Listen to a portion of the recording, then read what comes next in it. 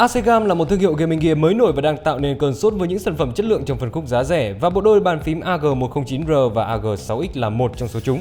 AG-109R là bàn phím full size với đầy đủ 104 nút bấm, sử dụng thiết kế mở để lộ ra phần chân các switch cùng keycap chất liệu ABS cao cấp double shot xuyên LED. AG-109R có thiết kế khá đơn giản nhưng sang trọng và mạnh mẽ với plate nhôm cứng cáp, trang điểm bằng đường viền cắt kim cương khá dày và sáng bóng bò quanh viền.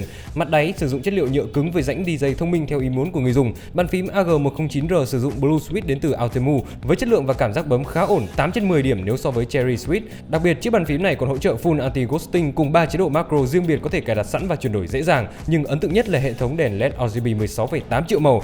Trong khi đó, người anh em AG6X lại nhỏ nhắn hơn nhiều với form phím 60%, cực kỳ nhỏ gọn và tiện lợi dành cho những anh em hành nghề viết lách hoặc game thủ muốn một chiếc gear siêu gọn để vác đi muôn nơi, hoặc các anh hùng bàn phím chân chính cần một món hàng nguội đủ nhỏ để giấu trong túi quần và rút ra phang luôn khi cần thiết. AG6X cũng được trang bị toàn bộ blue switch đến từ Altemu, tuổi thọ 50 triệu lần nhấn cùng hệ thống đèn LED trắng với 7 chế độ sáng thú vị. Ngoài ra nó còn sử dụng dây kết nối rời với chuẩn USB Type-C bọc dù chống nứt cao cấp. AG6X tuy sử dụng layout 60% nhưng vẫn được tích hợp đầy đủ các phím media control hay các phím chức năng như page up, page down, home end vân vân, và hàng phím F1 đến F12 cũng hỗ trợ đầy đủ luôn, không thiếu thứ gì. Bên cạnh đó, khả năng gaming trên em bàn phím nhỏ gọn này cũng không phải lo lắng với full anti-ghosting cùng khả năng cài đặt phím macro chuyên nghiệp. Và cuối cùng, trọng lượng của AG6X chỉ 560g cùng độ dày 40mm. Giá bán tại TNC Store cũng sẽ khiến bạn bất ngờ luôn khi AG-109R RGB có giá chỉ 999.000 đồng cùng bảo hành 12 tháng, còn AG6X có giá 789.000 đồng cũng bảo hành 12 tháng tại TNC Store luôn. Chi tiết anh em có thể tham khảo thêm tại tncstore.vn hoặc fanpage TNC Store. Xin chào và hẹn gặp lại.